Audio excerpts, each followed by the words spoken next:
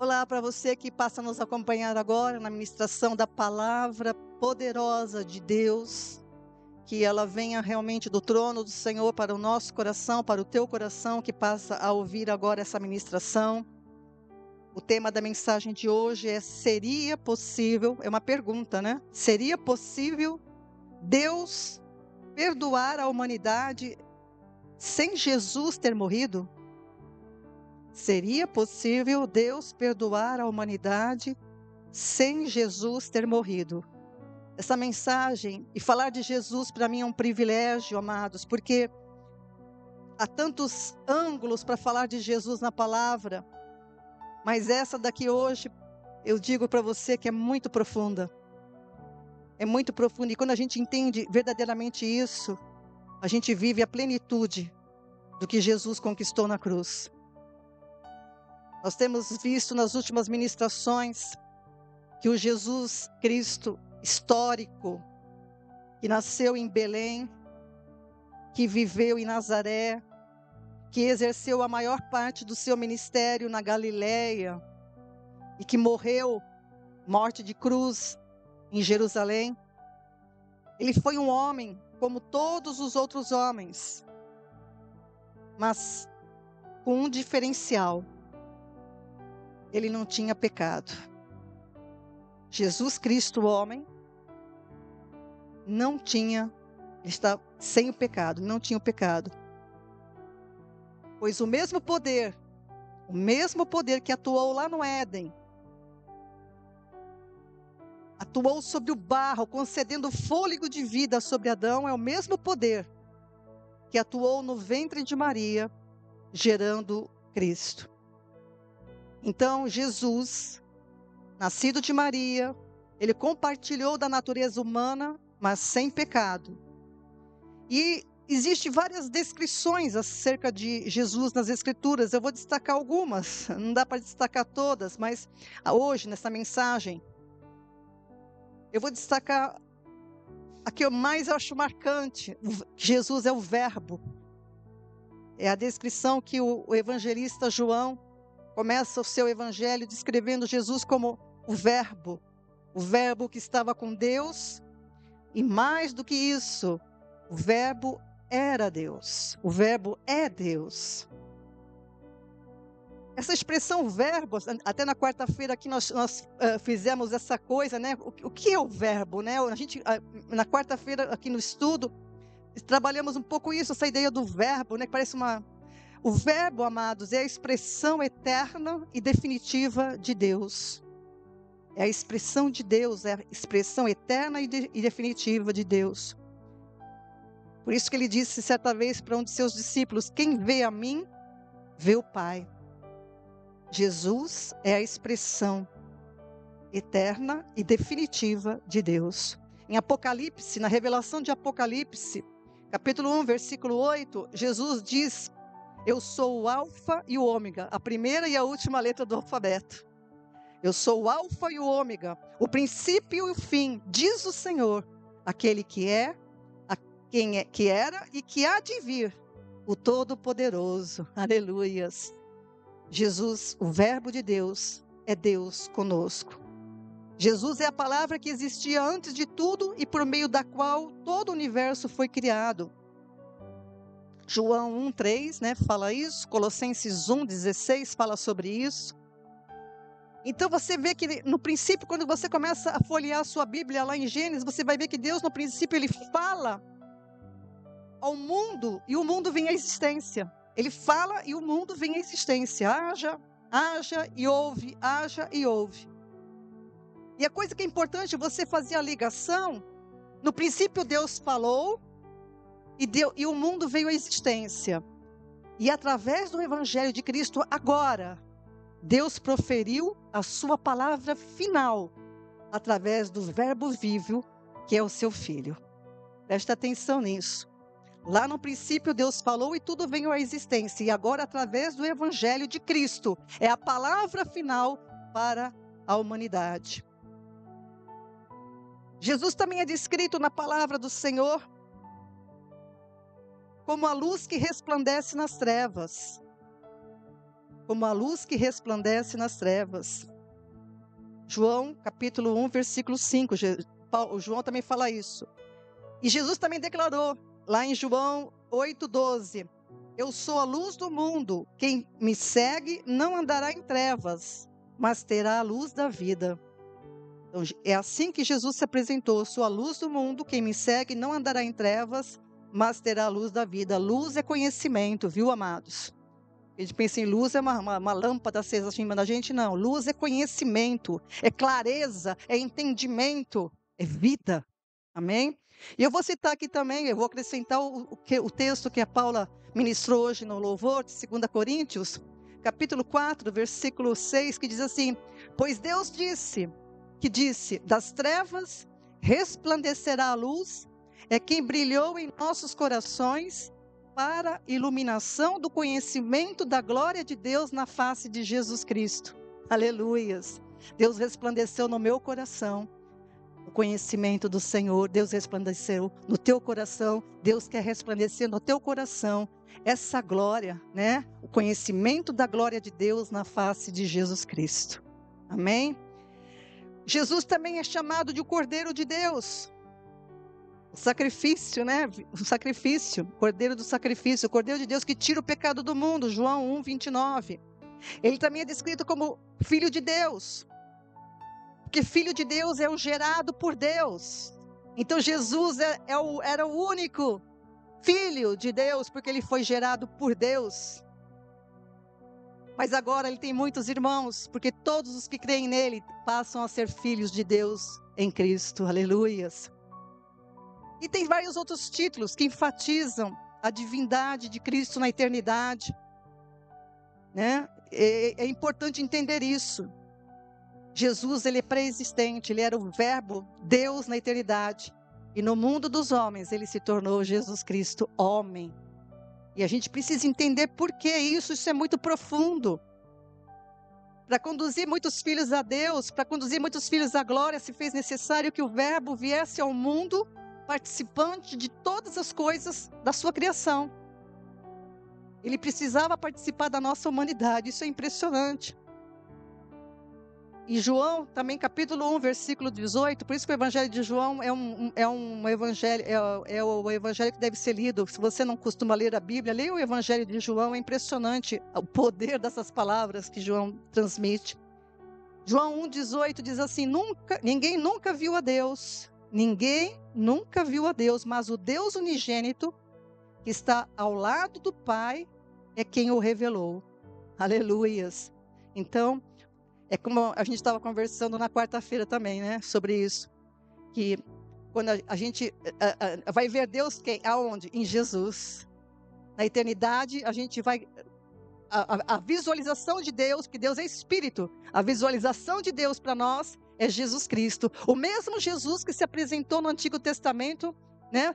De várias maneiras.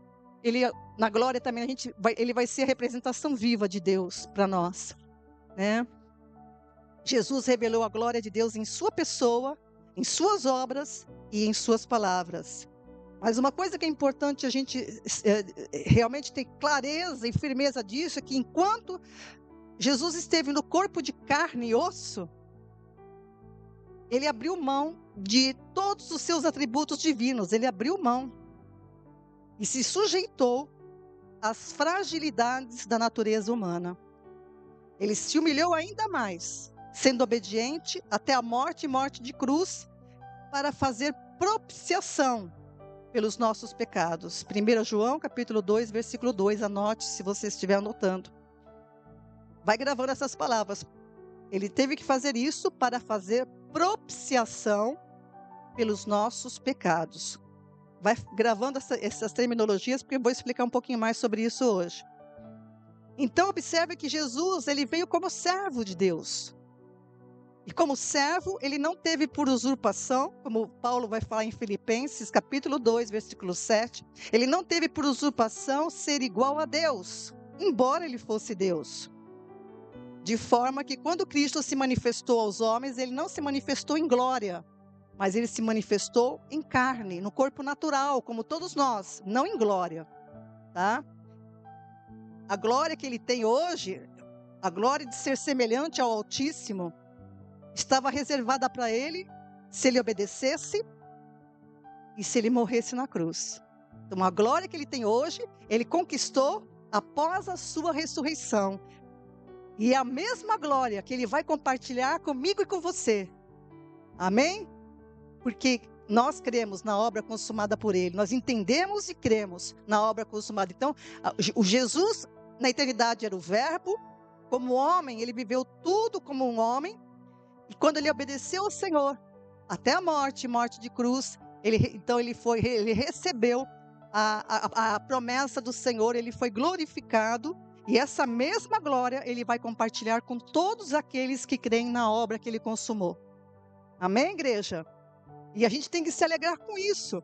Como a Paula ministrou.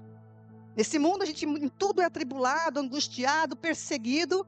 Mas o foco nosso é a glória do Senhor, estar com Cristo, estar com Ele eternamente, estar no reino dEle, preparado para todos aqueles que o obedecem. Então a gente tem que andar com base nisso. Ser constantes, ser firmes, como a gente tem ministrado aqui nas quartas. Firmes, constantes e abundantes. Como Jesus foi, como todos os apóstolos que entenderam, todos os servos do Senhor no decorrer desses 2000, desses milênios, que entenderam. A gente estava falando aqui das perseguições dos cristãos na China, na África, nos países islâmicos. Mas ninguém pode parar a igreja do Senhor. Porque aquele que creu, ele tem essa base sólida, essa base firme, está construído sobre a rocha, não sobre a areia, que vem um vento e derruba tudo, não. Eu vi nessa semana, estava compartilhando com a igreja, que lá na Etiópia, onde estão sendo mortos dezenas e centenas de cristãos, eu vi um culto ao céu aberto de centenas de cristãos. Ninguém pode parar a igreja do Senhor. A verdadeira igreja do Senhor, não. E é por isso que Jesus veio, amados. Nós temos que entender essa formação maravilhosa, milagrosa, poderosa da obra de Cristo. O Cristo homem, a gente vai ver tudo, eu estou frisando e vou frisar muito a humanidade de Cristo por causa dos conceitos e heresias que tem acerca de Cristo.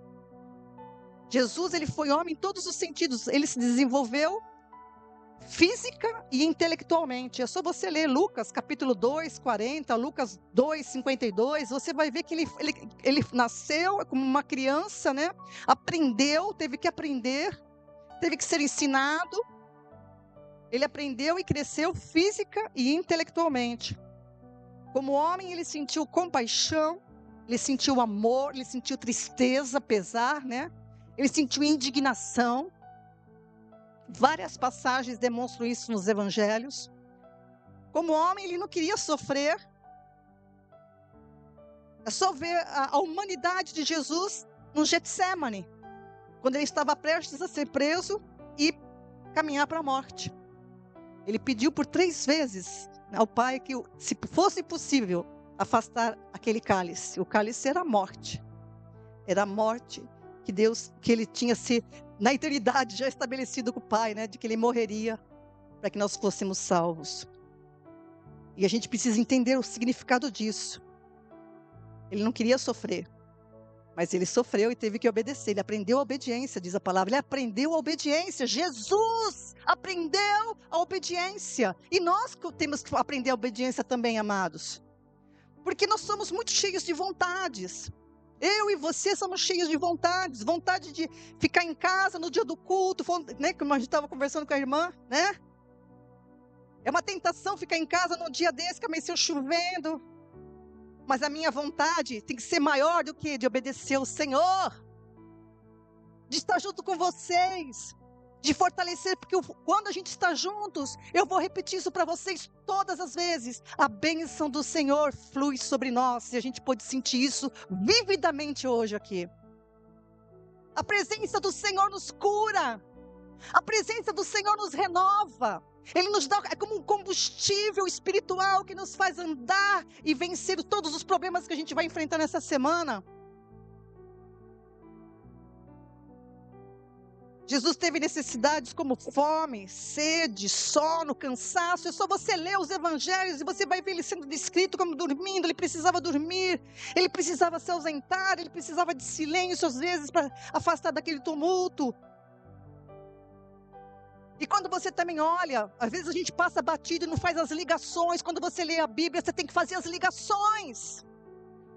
Ninguém gosta de ver a linhagem, mas a linhagem de Cristo no Novo Testamento, que está descrita mais em Mateus capítulo 1, de 1 a 17, e Lucas 2, de 23 a 38, aponta toda a hierarquia, né, genealógica de Jesus, e aponta para a natureza humana como descendente de Abraão e descendente de Davi. E vai mais, hein? Em Lucas, na linhagem de Lucas, descrita em Lucas 2, retrocede até Adão. Retrocede até Adão. É interessante você ver isso. Então Adão não é uma ficção. Adão era um homem real que trouxe toda essa desgraça para a humanidade. Mas Jesus trouxe o último Adão. Ele trouxe a bênção do Senhor. E que a bênção do Senhor te alcance, como a gente cantou aqui. Que ela vá à frente de você por todos os lados, te conduzindo até a glória dele. Aleluias. Então, por tudo isso, a gente vê que Jesus foi 100% homem, humano, né? E ao se fazer carne, como homem, ele se tornou mediador de Deus e os homens. Papel que não podia ser desempenhado por Deus. Deus não podia ser mediador para ele mesmo. Então, mas o Jesus Cristo, homem, podia. Por isso que ele é designado o último Adão. O primeiro Adão, que foi criado sem pecado, pecou. E o último Adão veio sem pecado e foi obediente até a morte. Então, ele se tornou o mediador entre Deus e os homens. 1 Timóteo, capítulo 2, versículo 5. Primeira carta de Paulo a Timóteo, capítulo 2, versículo 5. Porque há um só Deus e um só mediador entre Deus e os homens, Jesus Cristo, homem. Você vê como agora você vai atentar para isso, como a palavra também frisa isso, né? Há um só Deus e um só mediador entre Deus e os homens, Jesus Cristo, homem. Está assim na sua Bíblia? Homem. Tá? Cristo é esse mediador, Cristo é esse intérprete, Cristo é esse mensageiro que tornou conhecido aos homens um fato relevante e que você deve atentar, que nós já tentamos aqui, mas que você que está me ouvindo precisa tentar. Deus providenciou o resgate. Deus providenciou o resgate. E qualquer que invocá-lo será salvo. E qualquer que invocá-lo será salvo. E confessará Cristo aos demais homens, pois esse é o fruto de quem estiver ligado a Cristo, que é o fruto de lábios que confessam o seu nome. Hebreus 13, 15, João 15, 4, é fruto. O fruto na Bíblia é a confissão. O fruto na Bíblia é declarar a doutrina de Cristo. O fruto na Bíblia é confessar a Cristo. Ele é o meu Senhor e o meu Redentor. Ele vive e eu sei que Ele se levantará sobre a terra. Aleluias. Os homens amados, depois do pecado de Adão, não tinham como ter acesso a Deus.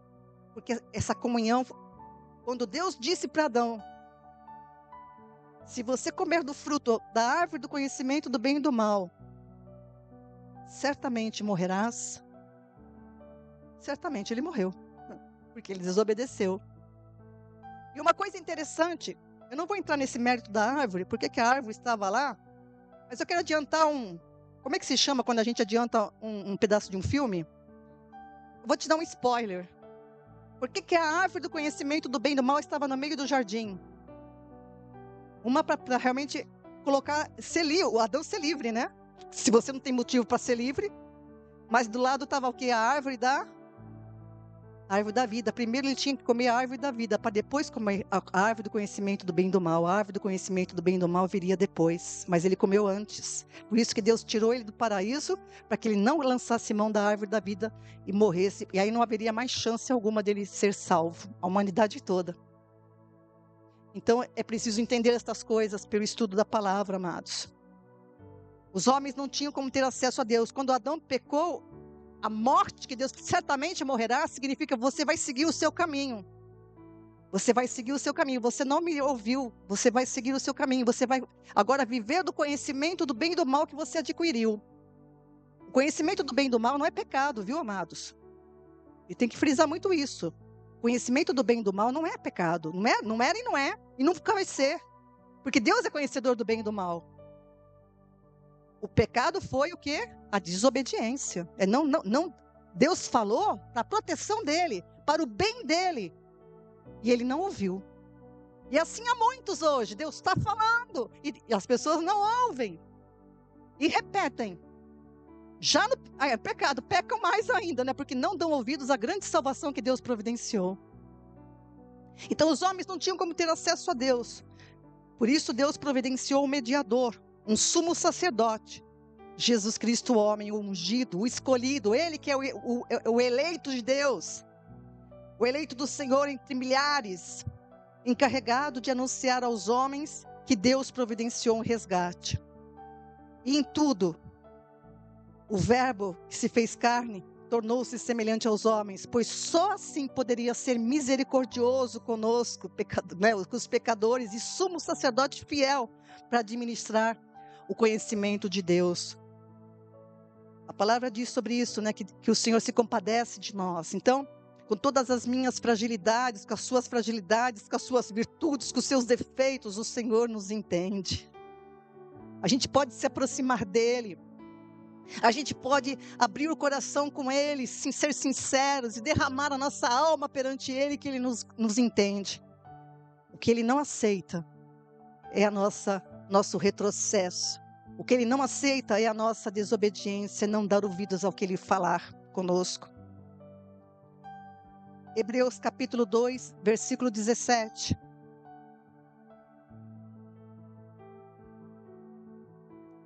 Por isso convinha que em tudo fosse semelhante aos irmãos, para ser misericordioso e fiel sumo sacerdote naquilo que é de Deus, para expiar os pecados do povo. Grife isso, porque novamente eu vou tratar disso, propiciação e expiação, para expiar os pecados do povo.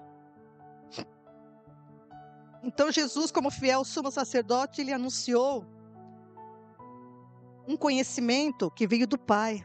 Ele anunciou aos homens especificamente o que o Pai lhe mandou. Então, todas as palavras de Cristo são faladas de acordo com a vontade do Pai. João capítulo 8, versículo 28, ele diz: Disse-lhes, pois, Jesus: Quando levantardes o Filho do Homem, então conhecereis quem eu sou, e que nada faço por mim mesmo, mas falo como o Pai me ensinou. João capítulo 12, 49, 50. Porque eu não tenho falado de mim mesmo, mas o Pai que me enviou, ele me deu mandamentos sobre o que eu hei de dizer e sobre o que eu hei de falar. E eu sei que o seu mandamento é a vida eterna. Portanto, o que eu falo como o Pai me tem dito. Aleluias. É por isso que eu prego para você a palavra. Eu também falo aquilo que Deus me mandou falar, não aquilo que as pessoas querem ouvir. As pessoas querem ouvir pregações que satisfazem ou acariciem as suas carências, a sua alma doente. Não, o que vai te libertar verdadeiramente é a palavra que o Senhor anunciou. É essa palavra de poder que traz vida e traz esperança e traz força para você andar. Eu sei que as palavras do Senhor são de vida eterna. Eu sei. Você sabe? Então anuncie essa palavra. Anuncie essa palavra como Jesus fez. Como o homem não podia se aproximar de Deus porque ele não tinha entendimento, ele não tinha conhecimento. E Deus não podia se aproximar do homem por causa da barreira do pecado que se levantou. Deus providenciou o resgate antes da fundação do mundo. A palavra ainda vai mais além.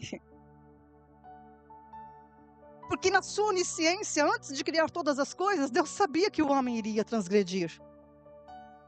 Por isso foi acordado na eternidade, coisas que a gente, por enquanto, não entende aqui com a nossa mente limitada, entendimento ainda crescendo. Nosso entendimento só vai ser pleno quando a gente estiver na glória e glorificado com o Senhor. Mas por hora a gente entende que está escrito que isso foi acordado na eternidade. Providenciou resgate antes mesmo da fundação do mundo. Por isso Cristo é o Cordeiro de Deus que foi morto desde a fundação do mundo. Apocalipse capítulo 13, versículo 8. Eu não vou ler aqui agora, se eu ler todas as passagens.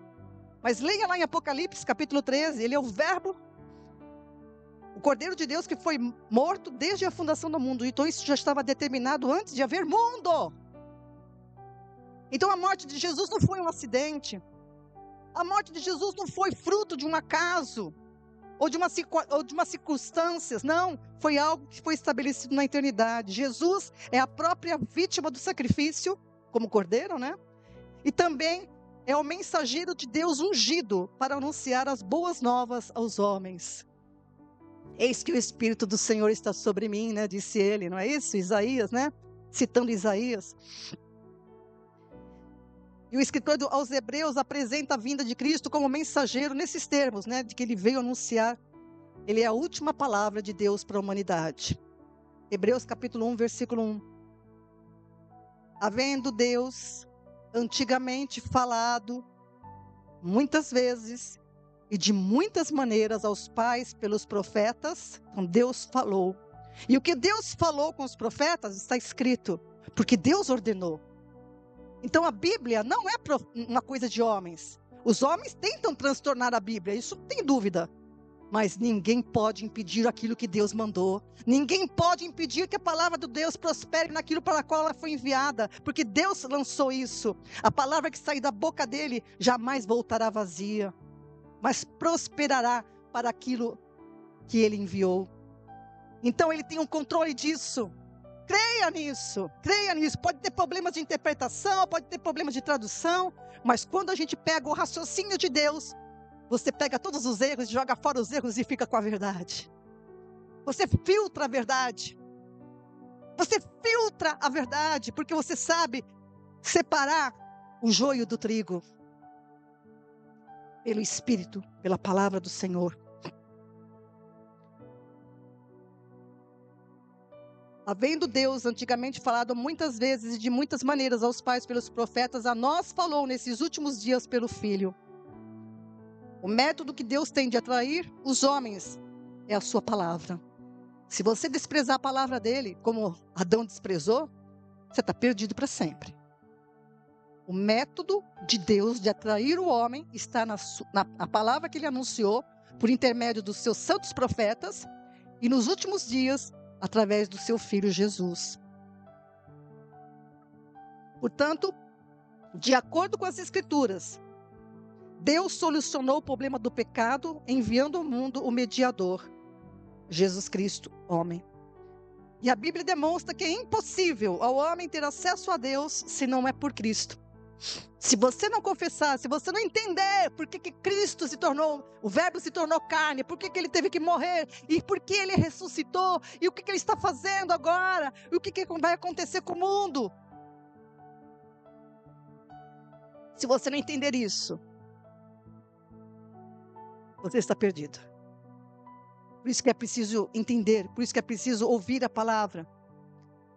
Deus solucionou o problema do pecado enviando ao mundo o mediador. E é impossível ao homem ter acesso a Deus, senão por Cristo.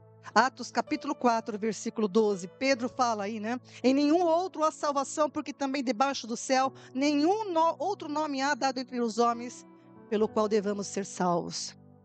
Deus estabeleceu a Cristo como o caminho, a verdade e a vida para ele. E ele mesmo veio em carne e sangue, em tudo semelhantes aos homens, para buscar e salvar o que se havia perdido. Ele diz isso, o próprio Jesus diz isso em Lucas 19, versículo 10. Ele veio buscar e salvar o que se havia perdido. E eu destaco agora um texto impressionante de Isaías 53. É impressionante esse texto, profetizando a obra, o sofrimento de Jesus, né, como Messias. Isaías 53, de 10 a 12, eu separei esse trecho.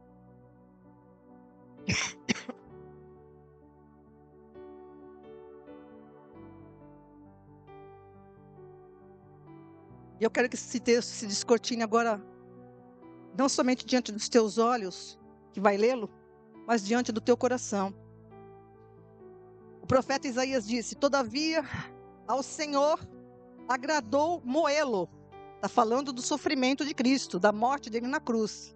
Olha a palavra de Isaías: todavia, a Deus agradou moê-lo, fazendo-o enfermar, quando a sua alma se puser por expiação do pecado. Grife isso: expiação do pecado.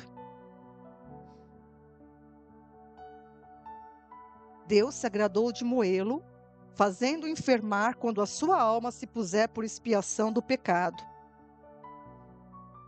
Agora vai vir a bênção. Essa é a parte sofrida. Mas agora, repare que vai vir a bênção. Agora vai vir a recompensa. Ele verá a sua posteridade. Cadê a posteridade do Senhor? Cadê a posteridade do Senhor? Ele verá a sua posteridade. Prolongará os seus dias, eternidade. E o bom prazer do Senhor prosperará na sua mão. Ele verá o fruto do trabalho da sua alma e ficará satisfeito. Por isso que eu digo, quando a gente está junto como corpo, a gente alegra a alma do Senhor. Ele fica satisfeito, porque ele vê o fruto do seu penoso trabalho. Com seu conhecimento, o meu servo, o justo, justificará muitos, porque as iniquidades deles levará sobre si. Versículo 12. Pelo que lhe darei uma porção entre os poderosos, e com os fortes repartirá ele o despojo, porque derramou a sua alma na morte e foi contado com os transgressores. Grife isso: foi contado com os transgressores. A gente pensa que é somente porque ele foi crucificado entre os ladrões. É muito mais que os dois ladrões do lado. Ele foi contado como um pecador. Eu e você, não são os dois ladrões na cruz, não, a gente acha que é só aqueles dois transgressores, não. Transgressores era toda a humanidade. Ele foi contado como um de nós, para levar sobre si a nossa iniquidade. Isso é impressionante, amados. Por isso ele levou sobre si o pecado de muitos, e pelos transgressores intercedeu. Aleluias, isso é muito profundo.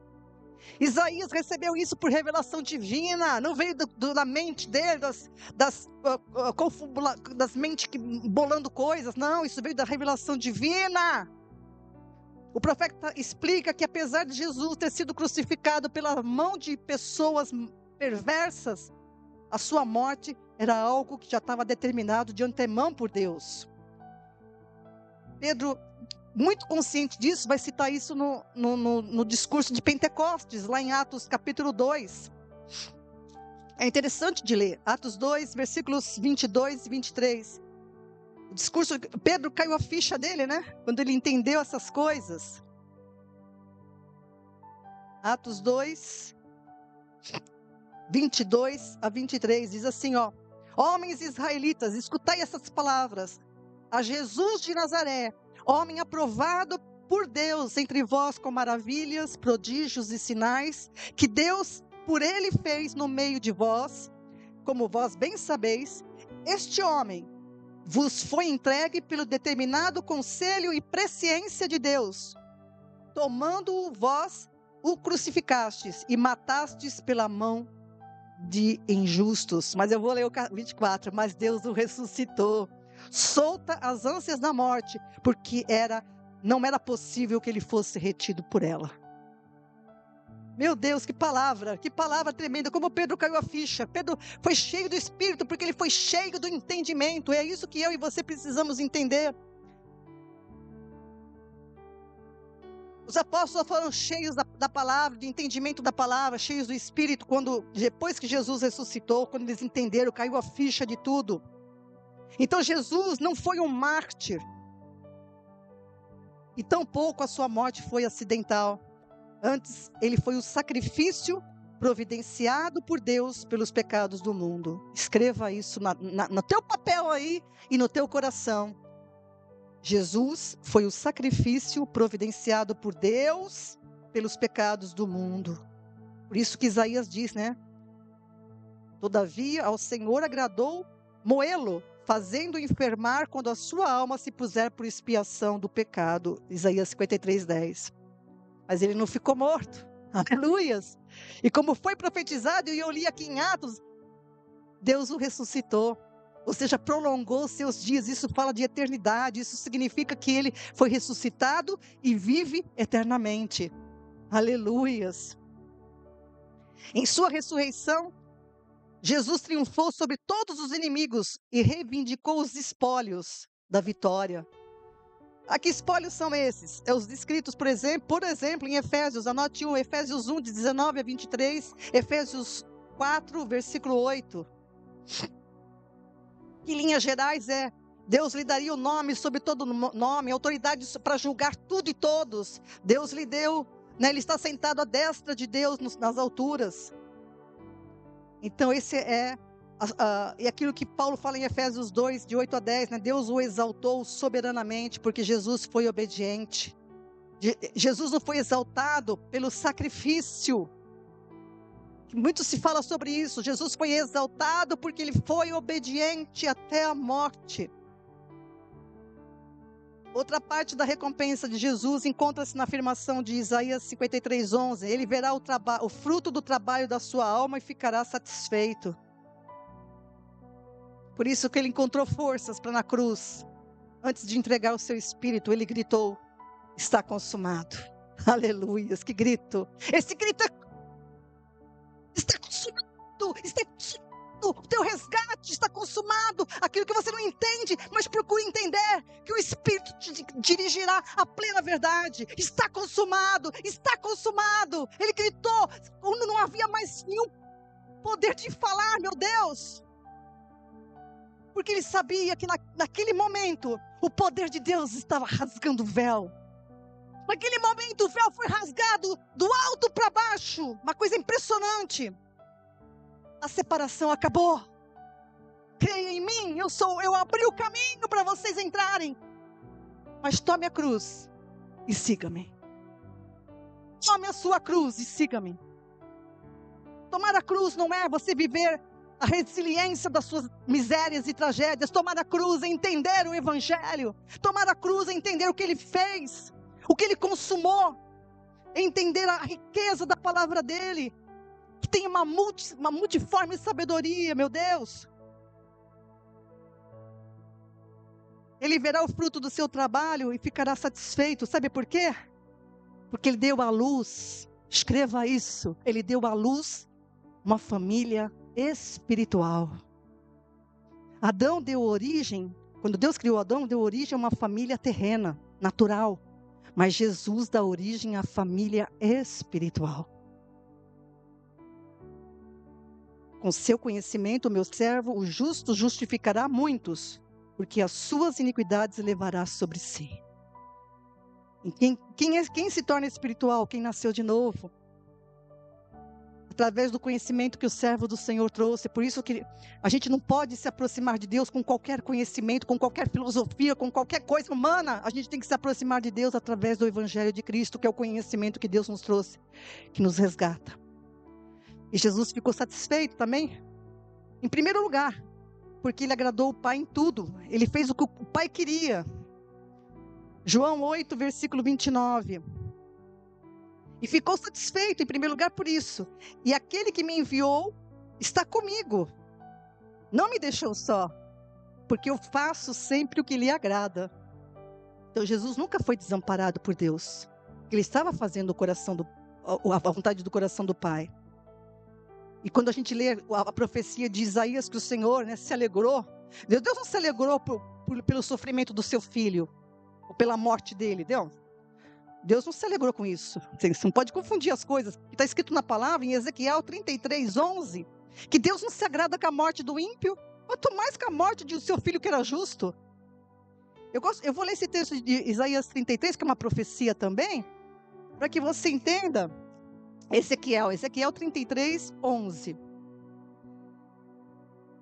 Dize-lhes, tão certo como eu vivo, diz o Senhor Deus, não tenho prazer na morte do ímpio, mas que o ímpio se converta do seu caminho e viva. Convertei-vos, pois, dos vossos maus caminhos, por que morrereis, ó casa de Israel? Que palavra profunda. um significado espiritual que você precisa discernir. Eu não tenho prazer na morte do ímpio. O ímpio é aquele que não tem, está fora do relacionamento com Deus. Não tem conhecimento e nem se importa de ter conhecimento de Deus através da palavra. Esse é o ímpio. O ímpio é todos a partir de Adão, que rejeitam a palavra, né? Que rejeitam o conhecimento de Deus. Então Deus não tem prazer na morte do ímpio. Ele quer que ele se converta. Se converta do seu mau caminho. Qual é o mau caminho? Porque ele é ladrão? Porque ele faz coisas erradas? Não. O mau caminho foi Adão que abriu. O mau caminho é o caminho do pecado, que a humanidade toda está trilhando. É o caminho largo que conduz à perdição. Esse é o mau caminho.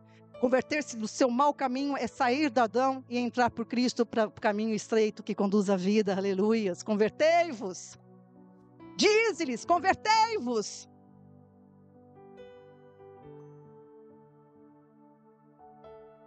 O Pai se agradou da obediência do seu Filho, porque Ele completou a redenção que eles tinham bolado, planejado na eternidade. O Pai se agradou da obediência do seu Filho, quando Ele completou a redenção que eles haviam planejado antes da fundação do mundo. Aleluias. 1 Pedro, capítulo 1, de 18 em diante. Primeira carta de Pedro, capítulo 1. De 18 em diante, sabendo que não foi com coisas corruptíveis, como prata e ouro, que fostes resgatados da vossa vã maneira de viver. Vossa vã maneira de viver é igual ímpio, é igual herdou, né? Vive, anda no pecado, anda no caminho mau, tá? É isso aí. Sabendo que não foi por coisas corruptíveis como prata ou ouro que fostes resgatados da vossa vã maneira de viver, a qual por tradição recebeste dos vossos pais, mas com o precioso sangue de Cristo, como de um cordeiro sem defeito e sem mancha, o qual, na verdade, foi conhecido ainda antes da fundação do mundo, mas manifesto nesses últimos tempos por amor de vós. Aleluia. O mesmo texto que a Paula falou em 2 Coríntios também fala sobre isso, né? Que é a expressão do amor de Deus.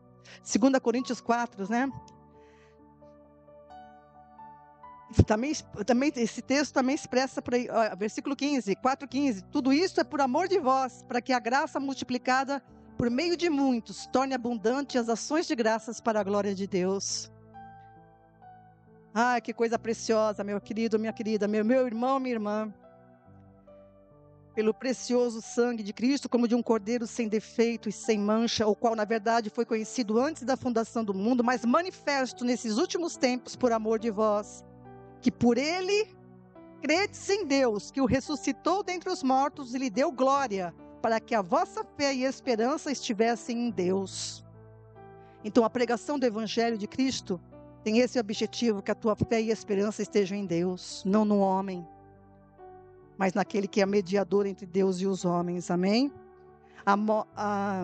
Que por ele credes em Deus, que o ressuscitou dentre os mortos e lhe deu glória, para que a vossa fé e esperança estivessem em Deus.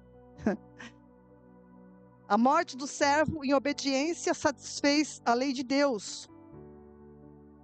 Por isso que Jesus teve que morrer. Sem morrer não haveria perdão. E é isso que os termos, que eu quero falar agora para você, os termos bíblicos para isso é propiciação e expiação. Jesus tinha que morrer. O preço do pecado é a morte. E a gente precisa entender. Então, propiciação e expiação são os termos aplicados à obra que Cristo veio consumar. E vamos ver um pouquinho disso para você entender. Propiciação e expiação não são exatamente a mesma coisa, embora os conceitos estão interligados, né? E normalmente se usam os termos na teologia para descrever a obra salvadora de Cristo. São termos usados para a obra que Cristo consumou na cruz, na morte dele, tá? A expiação, ela refere-se especificamente ao ato de cobrir, de remover o pecado e a sua culpa.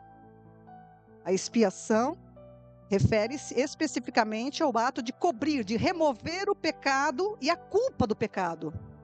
Então, o objeto da expiação é o próprio pecado, que separou o homem de Deus. tá? Então, é a obra de Cristo na cruz que lida diretamente com essa ofensa.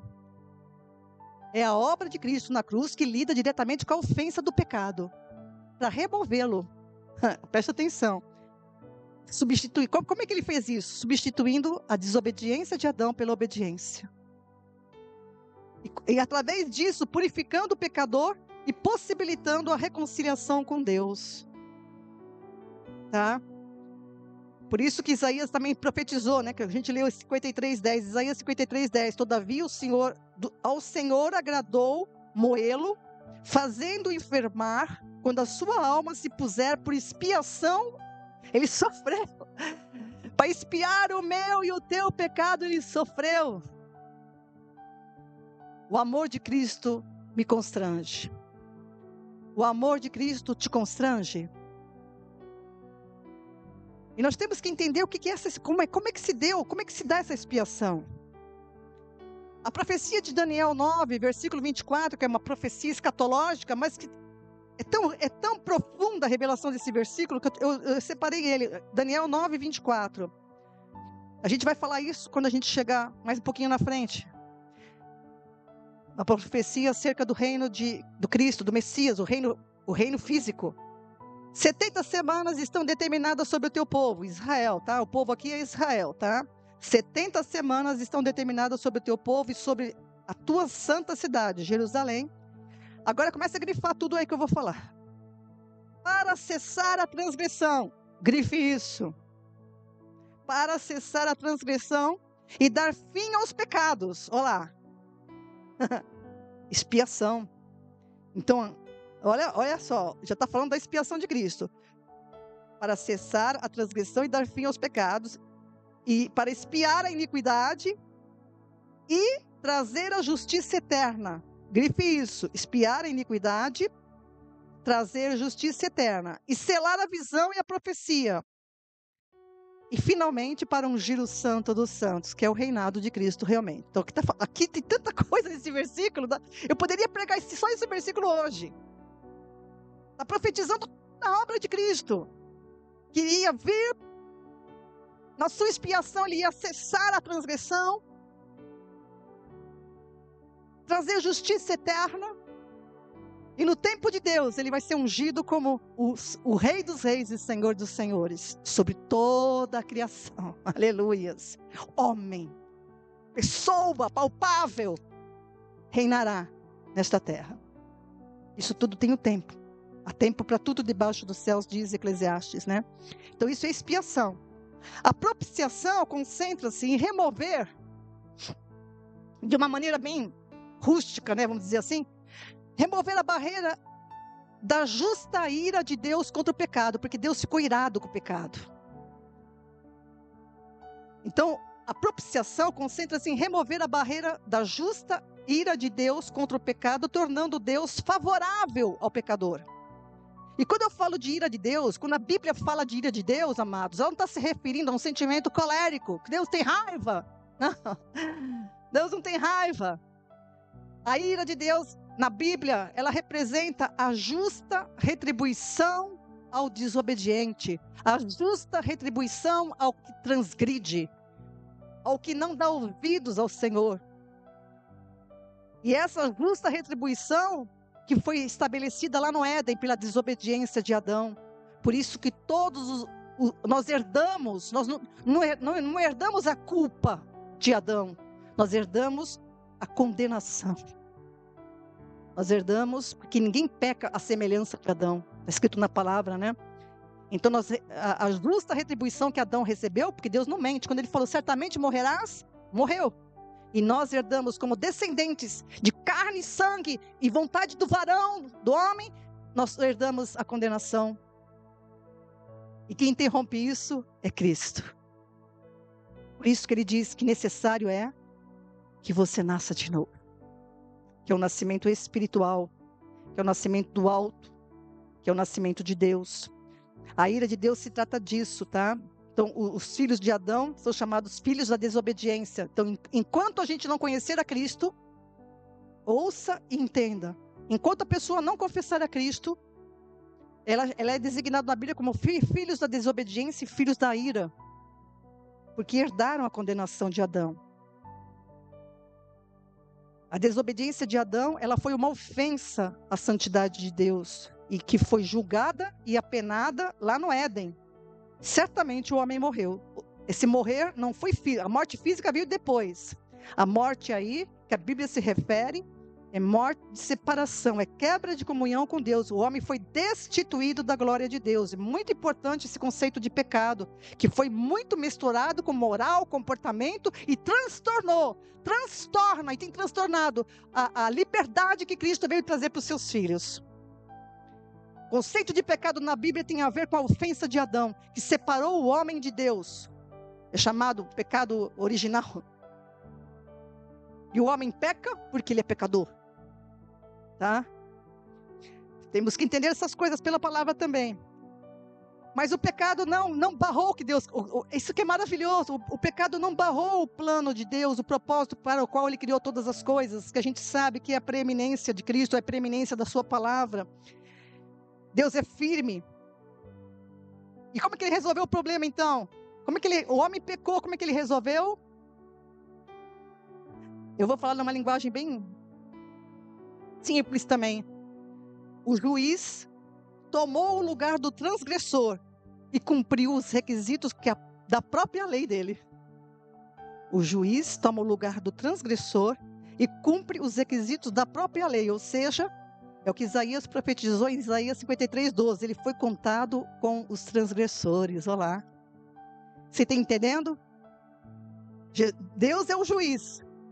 Adão pecou. O que ele fez? Para não interromper o propósito dele, ele mesmo se faz um transgressor e o verbo se fez carne. Isso é profundo! Isso é rico de Deus! Isso é cheio de glória! Como desprezar esse amor? Como desprezar? Eu te pergunto, que chance há para você se você desprezar isso? O juiz se torna o transgressor e cumpre em si os requisitos da própria lei. Por isso está escrito, ele foi contado com os transgressores. Nesse sentido, Jesus tinha tanta convicção disso, amados, que ele declara em Lucas capítulo 22, versículo 37. Digo-vos que é necessário que se cumpra em mim o que está escrito. Com os malfeitores foi contado. Sim, o que está escrito de mim será cumprido. Então a propiciação envolve a expiação. Escreva isso. A propiciação envolve a expiação, pois é a remoção do pecado, através da expiação, que a ira de Deus é afastada. Jesus expiou o nosso pecado através da sua obediência até a morte. E quem crê nisso é perdoado, morre com Cristo. E aí então, a ira é afastada da pessoa. Porque essa pessoa não é mais um filho da ira, né, da desobediência, é o filho de Deus. Então a propiciação envolve a expiação, pois é a remoção do pecado que permite que a ira de Deus seja afastada e concedido o favor de Deus. Aleluia. Romanos 3, versículo 25. Romanos 3, 25. Deus o propôs, né, Cristo, para a propiciação pela fé no seu sangue, para demonstrar a sua justiça pela remissão dos pecados dantes cometidos sob a tolerância de Deus. Então a ira de Deus é removida através da fé no sangue de Cristo, derramado para justiça nossa. Hebreus capítulo 2, que eu já citei, né, que em tudo ele foi semelhante para que pudesse expiar os pecados do povo. Ele tinha que ser um homem, como foi Adão, mas ele foi sem pecado. 1 João capítulo 2, versículo 2. Ele é a propiciação pelos nossos pecados, e não somente pelos nossos, mas também pelos de todo mundo. Ele é propiciação, é ele que remove a ira de Deus de cima da humanidade. Mas é preciso crer nele, senão a pessoa permanece debaixo da ira. A gente vai ver isso já já. 1 João 4,10. Nisto está o amor. Não em que nós tenhamos amado a Deus, mas que Ele nos amou e enviou o seu Filho como propiciação pelos nossos pecados. Aleluias. Deus me amou, Deus amou você, Deus sempre nos amou, porque Ele deu sempre a sua palavra. A palavra que nos guarda, que nos guia. E Jesus, amados, nos livra da ira vindoura. Porque a ira de Deus vai se manifestar. A ira de Deus ainda não se manifestou, não. ela vai se manifestar de maneira terrível quando a igreja for arrebatada da terra. A gente vai ver isso mais na frente. Mas é Jesus que nos livra da ira vindoura. João 3,36. Todo aquele que crê no Filho tem a vida eterna. Mas aquele que não crê no Filho não verá a vida, pois sobre ele permanece a ira de Deus. A ira de Deus vai se manifestar, ou seja, a resposta para a desobediência do homem, de não ouvir a Deus, né? Que eu sempre entendo a ira como isso, será na grande tribulação aqui, mas também será quando a pessoa morrer aqui sem Cristo, que ela comparecerá diante do trono branco para a condenação eterna, tá? Então Jesus nos livra disso, e quem não crê nisso, permanece debaixo da ira de Deus. 1 Tessalonicenses 1,10.